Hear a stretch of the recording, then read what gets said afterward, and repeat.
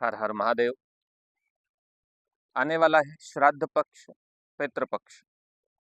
हमारे जीवन में 3 प्रकार के ऋण हैं: देवताओं का ऋण, गुरु का ऋण और पितरों का पितृ ऋण। पितृ ऋण से मुक्ति के लिए श्राद्ध कर्म बहुत आवश्यक है और शास्त्रों में ऐसा कहा गया है कि पितृपक्ष में जो व्यक्ति अपने दिवंगत पूर्वजों के लिए, पितरों के लिए श्राद्ध इत्यादि कर्म करते हैं, उनको ऐश्वर्य की प्राप्ति होती है, कुटुंब में संपन्नता की, यश की प्राप्ति होती है, पारिवारिक तनाव क्लेश से मुक्ति मिलती है, किसी भी प्रकार का पितृदोष हो उसका भी निवारण श्राद्ध करने से होता है। वंश की वृद्धि भी श्राद्ध करने से प्राप्त होती है। श्राद्ध में मुख्यतः पिंडदान, तर्पण, ब्राह्मण भोजन, गौ सेवा एवं विविध प्रकार की वस्तुओं का दान मुख्य कार्य कहा जाता है। श्राद्ध कहाँ करना चाहिए? यदि तीर्थ में जाकर के श्राद्ध करते हैं तो उसका उत्तम अनंत कोटि फल प्राप्त होता है। यथासंभव हमारे नजदीक कोई पुण्य सलीला नदी हो, सरोवर हो, तालाब हो, देवालय हो, वहां जाकर के श्राद्ध को पूर्ण करना चाहिए।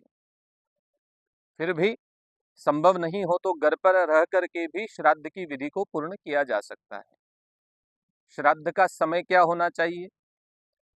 मध्याह्न काल, कुतप वेला, अर्थात जब सूर्य हमारे सिर के ठीक ऊपर होता है, लगभग अभिजित मुहूर्त का जो समय है वही कुतप काल भी कहा जाता है। उसी दौरान, उस समय के अंतराल में ही श्राद्ध की विधि को पूर्ण करने का प्रयास करना चाहिए। कब करना चाहिए, किस दिन करना चाहिए? वैसे तो पूरा श्राद्ध पक्ष ही हमें प्रतिदिन श्राद्ध की विधि का जो अलग अलग कार्य है उसे पूर्ण करने में तत्पर होना चाहिए, किंतु हमारे जो पूर्वजों की मृत्यु तिथि है, पुण्य तिथि है, उस दिन तो अवश्य ही श्राद्ध विधि करनी चाहिए। जब कोई व्यक्ति दिवंगत होता है, मृत्यु को प्राप्त होता है, वही पुण्यतिथि कहलाती है। उसी तिथि के अनुसार श्राद्ध पक्ष में जो तिथि प्राप्त हो उस दिन उनके निमित्त श्राद्ध, पिंडदान, तर्पण, ब्राह्मण भोजन इत्यादि कर्म करने चाहिए। यदि हम घर पर ही श्राद्ध करते हैं तो उसकी विधि इस प्रकार है कि हमें सबसे पहले प्रातःकाल ब्रह्म मुहूर्त में उठना चाहिए। गंगा जल में जल मिला करके उस जल से हमें स्नान करते हुए तीर्थ देवता को प्रणाम करना चाहिए और यथासंभव स्नानांग तर्पण भी करना चाहिए। स्नान करते समय ही, स्नान के तुरंत बाद, वस्त्र धारण करने से पहले जल हाथ में लेकर के ओम भू देवा तृप्यंताम, भुवः देवा तृप्यंताम, स्वः देवा तृप्यंताम ऐसा बोल करके पूर्व दिशा में 3 बार जल चढ़ाना चाहिए। उत्तर दिशा में ओम भू ऋषयः तृप्यंताम, भुवः ऋषयः तृप्यंताम, स्वः ऋषयः तृप्यंताम ऐसा बोल करके जल को मध्य भाग से अंजलि के छोड़ना चाहिए और दक्षिण दिशा में मुख करके ओम भू पितर तृप्यंताम, ओम भुवः पितर तृप्यंताम, ओम स्वः पितर तृप्यंताम ऐसा बोल करके पितृ तीर्थ से, अर्थात सीधे हाथ के अंगूठे के समीप से जल छोड़ना चाहिए। स्नानांग तर्पण के बाद घर को स्वच्छ करें, साफ सफाई रखें, शुद्ध वस्त्र धारण करके सबसे पहले ठाकुर जी का, हमारे जो इष्ट देव हैं उनका पूजन करें। उनको यथाशक्ति पूजन करने के उपरांत सात्विक भोजन बनाना चाहिए। दूध से बना हुआ अथवा घी से बना हुआ भोजन सर्वोत्तम कहा जाता है। तिल के पकवान भी श्रेष्ठ हैं और उसमें तुलसी पत्र रख करके भगवान को सबसे पहले भोग लगाना चाहिए। उसके उपरांत ब्राह्मणों को, कम से कम 1 अथवा 3 ब्राह्मणों को भोजन के लिए निमंत्रण देना चाहिए और भोजन कराना चाहिए। श्राद्ध विधि में श्रद्धा, विश्वास, भक्ति, उदारता सबसे आवश्यक वस्तु है। प्रसन्न चित्त होकर के श्राद्ध को करना चाहिए। केवल दिखावे के लिए अथवा मन की संतुष्टि के लिए श्राद्ध नहीं करना चाहिए। प्रसन्न होकर के यदि हम श्राद्ध करते हैं तो उससे पितरों को भी तृप्ति प्राप्त होती है और हमारा भी सब प्रकार से कल्याण होता है। भोजन करवाएं, उसके उपरांत यथाशक्ति तर्पण भी करना चाहिए। तर्पण में तिल का प्रयोग और कुशा का प्रयोग सबसे महत्वपूर्ण है। किसी योग्य ब्राह्मण विद्वान को बुला करके भी श्राद्ध विधि में मार्गदर्शन लिया जा सकता है और विधि को पूर्ण करवाया जा सकता है। तर्पण के साथ ही पिंडदान, उसके अलावा श्रीमद् भगवत गीता का पाठ करना भी उच्च फल प्राप्त कराता है। गीता के 15वें अध्याय का मात्र पाठ करने से भी पितरों की कृपा प्राप्त होती है। इसके अलावा ओम नमो भगवते वासुदेवाय इस अष्टादशाक्षर मंत्र का जप भी यदि करते हैं तो अनंत पुण्य फल प्राप्त होता है। पितृ गायत्री का जप किया जा सकता है, गायत्री मंत्र का जाप भी किया जा सकता है और पितृ सूक्त का भी विशेष रूप से पाठ इस दिन करना चाहिए। पितृ गायत्री इस प्रकार है। ओम देवताभ्यः पितृभ्यश्च महायोगिभ्य एव च नमः स्वाहायै स्वधायै नित्यमेव नमो नमः। इस पितृ गायत्री का कम से कम श्राद्ध के दिन 3 बार तो जप अवश्य ही करना चाहिए। यदि इसका हम अधिक जाप भी करते हैं तो इससे अनंत फल हमें प्राप्त होगा। कोई अतिथि यदि उस श्राद्ध के दिन हमारे घर पर उपस्थित हो तो उसे भी अवश्य भोजन करवाना चाहिए, दक्षिणा देकर के संतुष्ट करना चाहिए। और जो ब्राह्मण भोजन हमारे घर पर करते हैं उन्हें भी वस्त्र, फल, दक्षिणा इत्यादि देकर के संतुष्ट करना चाहिए। और पंचबली अर्थात पंचग्रास 5 जीवों के निमित्त हमें निकालना चाहिए। अपने स्वयं का भोजन करने से पूर्व सबसे पहले ठाकुर जी को भोग लगाएं, उसके बाद गौ को भोजन कराने के लिए गौ ग्रास निकालें, कौवों को देने के लिए ग्रास निकालें, चींटियों को डालने के लिए भी भोजन का कुछ अंश निकालना चाहिए। कोई मांगने वाला आ जाए, अतिथि याचक, उसको देने के लिए भी भोजन का कुछ अंश अलग से निकालना चाहिए। और कुत्तों को भी कुछ अंश भोजन का अवश्य उस दिन खिलाना चाहिए। ये पंचबली करने से श्राद्ध पूर्ण होता है। ब्राह्मण भोजन करवाएं, ठाकुर जी को भोग लगाएं, पंचग्रास पंचबली समर्पित करने के उपरांत सारी विधि पूर्ण होने के बाद हमें स्वयं भोजन ग्रहण करना चाहिए। इस दिन हमें विशेष रूप से ध्यान रखना है कि हमें क्या क्या नहीं करना चाहिए। पहला, तामसिक वस्तुओं का प्रयोग इस दिन नहीं करना चाहिए। भोजन में लहसुन, प्याज इत्यादि का सेवन करने से बचना चाहिए। तामसिक खाद्य पदार्थों को त्याग देना चाहिए। भूलकर भी इस दिन बड़ों का अपमान हमारे द्वारा नहीं होना चाहिए। बड़ों का सम्मान सबसे जरूरी है, क्योंकि जो पितृ देवता हैं वो भी हमसे बड़े हैं, हमारे पूर्वज हैं। उनकी यदि प्रसन्नता हम चाहते हैं तो हमारे जो जीवित जितने भी बड़े व्यक्ति हैं, माता हैं, पिता हैं, दादा हैं, दादी हैं, जितने भी हमारे संबंधी हैं, उनका सम्मान उस दिन अवश्य करना चाहिए। उनसे प्रेम पूर्वक वार्तालाप करनी चाहिए। कोई विशेष मांगलिक कार्य हमारे घर में श्राद्ध तिथि के दिन नहीं करना चाहिए। किसी भी प्रकार का सात्विक आहार ग्रहण करने का नियम उस दिन ग्रहण करना चाहिए। ब्रह्मचर्य का पालन भी आवश्यक है। रात्रि के समय में प्रातः काल अथवा सायंकाल सूर्यास्त के समय भी श्राद्ध कर्म नहीं करना चाहिए। लोहे का पात्र श्राद्ध में ग्रहण नहीं करना चाहिए। ब्राह्मण भोजन के निमित्त भी पीतल का, चांदी का पात्र उपयोग में लें, अन्यथा पत्तल में ब्राह्मणों को भोजन कराएं, भगवान को भोग लगाएं। भोजन की प्रशंसा हमें उस दिन सुनने का व्याकुल नहीं होना चाहिए कि भोजन अच्छा बना है या नहीं बना है। और जो ब्राह्मण भोजन करते हैं, अतिथि भोजन करते हैं, हमारे संबंधी उस दिन श्राद्ध के निमित्त भोजन करते हैं, उनसे भी भोजन की प्रशंसा करने के लिए हमें व्याकुल नहीं होना चाहिए कि भोजन कैसा बना है, किस प्रकार बना है, अच्छा बना है या नहीं बना है। ऐसी प्रशंसा हमें सुनने के लिए आतुर नहीं होना चाहिए। जो भी बना है उस भोजन को प्रसाद समझ करके उन्हें प्रेम से जिमाना चाहिए और उसके पश्चात अंत में स्वयं भोजन करना चाहिए कुटुंब के साथ बैठ करके। अब यदि हम श्राद्ध में पाठ इत्यादि भी करते हैं, पिंडदान करते हैं, वो तो ब्राह्मण के द्वारा करवाएं। लेकिन यदि हम तर्पण हमारे द्वारा स्वयं घर पर ही करना चाहें तो उसके लिए सबसे पहले हमें कुछ सामग्री की आवश्यकता होती है। तिल सबसे आवश्यक सामग्री है। तिल के साथ कुशा और गंगाजल, ये मुख्य सामग्री उपादेय है। इनकी आवश्यकता श्राद्ध में सबसे श्रेष्ठ मानी जाती है।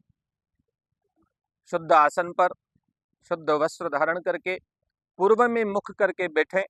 अपने सामने जल का बड़ा पात्र रखें, एक बड़ी परात, कोई थाली पीतल की और तांबे की हो तो अति उत्तम है।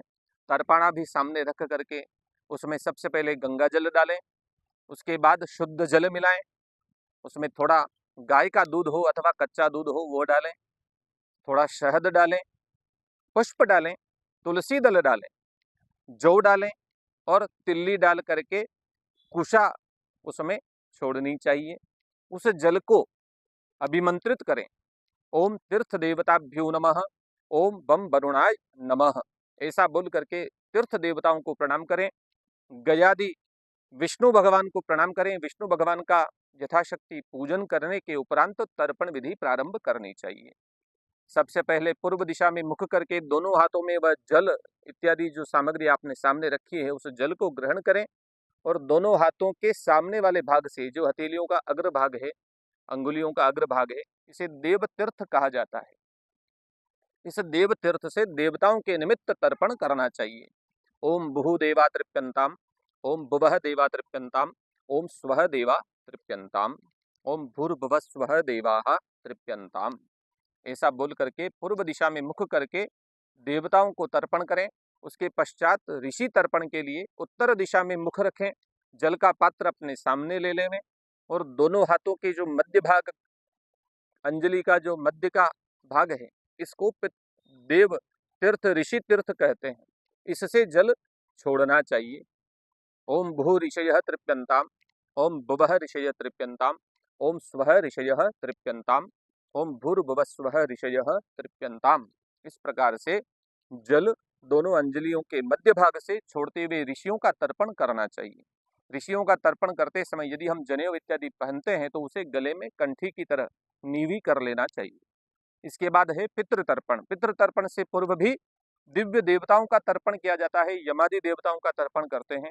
तो दक्षिण दिशा में मुख करें और अपना जो जल का पात्र है उसे अपने सम्मुख रखें। जनेऊ यदि धारण करते हैं तो उसे अपसव्य अर्थात सीधे कंधे पर डाल देनी चाहिए, अथवा कोई गमछा इत्यादि हमारे पास हो तो उसे हमारे सीधे कंधे पर रखना चाहिए। घुटना मोड़ कर भी बैठना इसमें उत्तम कहा गया है, किंतु सुखासन पर बैठ करके अपने को जो अनुकूल आसन हो वैसा बैठ करके देवताओं के बाद पितरों का तर्पण करना चाहिए। सबसे पहले दिव्य देवताओं का तर्पण करने के लिए जल को हाथ में लेके और उस जल से अंगूठे और तर्जनी का जो मध्य भाग है इसे पितृ तीर्थ कहा जाता है, यहाँ से जल उस पात्र में पुनः छोड़ते हुए मंत्र का जाप करना है। ओम यमादिदेवाः तृप्यन्ताम, ओम यमादिदेवाः तृप्यन्ताम, ओम यमादिदेवाः तृप्यन्ताम, ओम कव्यवाडनलादयः तृप्यन्ताम, ओम कव्यवाडनलादयः तृप्यन्ताम, ओम कव्यवाडनलादयः तृप्यन्ताम। यमादि जो देवता हैं उनको सबसे पहले अंजलि प्रदान की जाती है, उनके निमित्त तर्पण किया जाता है। इसके पश्चात हमारे कुल के पितरों का तर्पण करते हैं। कुल जो है दो प्रकार के हैं, पितृकुल, मातृकुल। सबसे पहले पितृकुल के 3 पीढ़ी तक के जो हमारे संबंधी हैं उनका नाम बोल करके एक एक व्यक्ति के निमित्त, एक एक संबंधी के निमित्त 3-3 बार पितृ तीर्थ से अंजलि से जल तर्पण किया जाता है। यह क्रम से है, सबसे पहले पिता, उसके बाद दादा, उसके बाद परदादा, उसके बाद सबसे पहले माता, दादी और परदादी। गोत्र का उच्चारण करते हुए, उनका नाम उच्चारण करते हुए एक एक संबंधी के निमित्त 3 बार जल की अंजलि से पितृ तीर्थ से जल छोड़ते हुए तर्पण करना है। ओम भूः पितरः तृप्यन्ताम, ओम भुवः पितरः तृप्यन्ताम, ओम स्वः पितरः तृप्यन्ताम, ओम भूर्भुवः स्वः पितरः तृप्यन्ताम, ऐसा उच्चारण करके पहले 3 बार अंजलि अर्पण करें और उसके पश्चात एक एक संबंधी का नाम लेते हुए पिता, दादा, परदादा, इस प्रकार की 3 पीढ़ी तक का क्रम लेते हुए जो जो हमारे संबंधी जीवित हैं उनके निमित्त जल तर्पण नहीं करना है। जो दिवंगत हो चुके हैं, हरिशरण हो चुके हैं, केवल उन्हीं का नाम एवं गोत्र बोलते हुए पितृ तीर्थ से तर्पण करना चाहिए।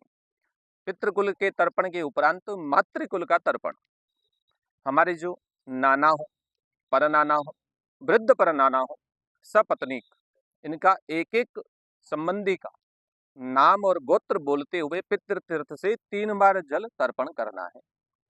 उसके पश्चात हमारे जो अन्य संबंधी हैं, जितने भी हमारे रिश्तेदार हैं जो दिवंगत हो चुके हैं, उनका तर्पण करना चाहिए।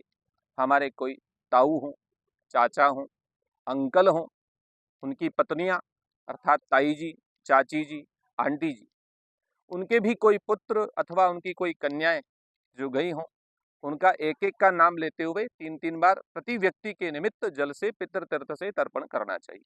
इसके बाद बुआ, फूफा, उनके पुत्र पौत्री, मामा, मामी, मौसा, मौसी, बहन, भाई, भाभी, जीजा जी, भानाजा, हमारी कोई पुत्र हो, कोई कन्या हो, उनके निमित्त जल से तर्पण करें।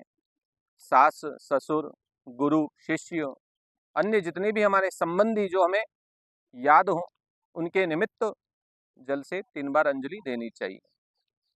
भाई बहन के निमित्त, समस्त संबंधियों के निमित्त, और उसके पश्चात अंत में हमारे कोई मित्र हों, हमारे कोई आस पड़ोस में जो हमारे स्नेही जन हों, जो दिवंगत हो चुके हैं, उनके निमित्त भी जल की अंजलि अर्पण करना चाहिए और उनको भी तर्पण से संतुष्ट करना चाहिए।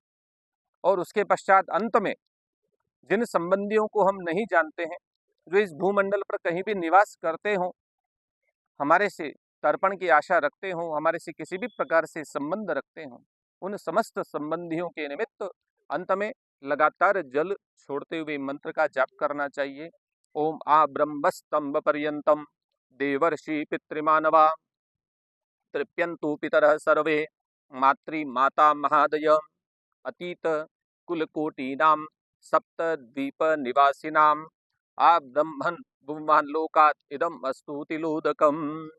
ऐसा बोलते हुए समस्त पूर्वजों के लिए जितने भी हमारे संबंधी हैं उनके निमित्त तर्पण करना चाहिए। इसके पश्चात जो गमछा हमारे कंधे पर हमने रखा है, उसका एक सिरा, एक छोर हाथ में लेकर के उस पर जल डालें और उस जल को भी पितृतीर्थ से निचोड़ लें, अथवा हमारी जो जनेऊ यज्ञोपवीत है उसका एक सिरा लेकर के उसको भी जल से गीला करके उसे भी पितृतीर्थ से निचोड़ते हुए हमारे जो कुल के अन्य संबंधी है जिनके कोई पुत्र पुत्र नहीं है, उनके निमित्त जल से तर्पण किया जाता है। उसके पश्चात कुछ जल उसमें से लेकर के अपनी शिखा स्थान पर डालना चाहिए कि लता गुलमेषु वृक्षेषु पितरा ये च संस्थिता ते सर्वे तृप्तिमायन्तु मयो सृष्टै शिखौदके। और उसमें से कुछ जल और बाहर की तरफ भी पितृतीर्थ से छोड़ना चाहिए। इसके बाद जल का आचमन कर लेवें, जनेऊ को पुनः बाएं कंधे पर सव्य कर लेवें, गमछा इत्यादि हो उसको बाएं कंधे पर रख लेवें, पूर्व दिशा की ओर मुख करें, पुनः जल से आचमन करें और हमने जो कुशा उसमें काम में ली है, पवित्री अथवा कुशा, उस कुशा को उस जल में पुनः छोड़ देना चाहिए और उसके पश्चात पुनः आचमन करना चाहिए, अर्थात जल सीधे हाथ में लेकर के पीना चाहिए। और 8 देवताओं को इस समय प्रणाम किया जाता है, उनका पूजन किया जाता है। ओम ब्रह्मणे नमः, ओम विष्णवे नमः, ओम रुद्राज नमः, ओम मित्राज नमः, ओम सवित्रे नमः, ओम अर्य सूर्याय नमः। इन देवताओं को प्रणाम करें। उसके पश्चात समस्त देवताओं को, दिक्पालों को प्रणाम करें, अपने जो बड़े पूर्वज हैं उनको प्रणाम करें और इसी दौरान गीता का पाठ, अष्टादशाक्षर मंत्र का जाप, पितृ गायत्री का जप अथवा गायत्री मंत्र का जप, पितृ सूक्त का पाठ भी करना चाहिए और अंत में जल सीधे हाथ में ले करके इस समस्त कर्म को प्रभु के समर्पित कर देना चाहिए कि अनेन तर्पणाख्येन कर्मणा भगवान मम समस्त पितृस्वरूपी जनार्दन वासुदेव प्रियंताम न मम। इस प्रकार से बोल करके भगवान को, प्रभु को ये कर्म, श्राद्धादि कर्म समर्पित करना चाहिए और प्रभु को प्रणाम करते हुए बड़ों से आशीर्वाद ग्रहण करना चाहिए। यह तर्पण की सामान्य विधि है। इससे भी अधिक और जानकारी के लिए आप हमारे चैनल को सब्सक्राइब करें और हमसे जुड़े रहें। इसी प्रकार से आपको अन्य और भी जानकारी प्रदान हम करते रहेंगे। इस श्राद्ध पक्ष में यथाशक्ति यथासंभव अपने पितरों की कृपा प्राप्त करने के लिए, समस्त प्रकार के पितृ ऋण से मुक्त होने के लिए, पितृ दोष से मुक्ति के लिए, संतान से संबंधित किसी भी कष्ट का शमन करने के लिए, अपने परिवार के कल्याण के लिए श्राद्धादि कर्म को अवश्य ही करना चाहिए। ओम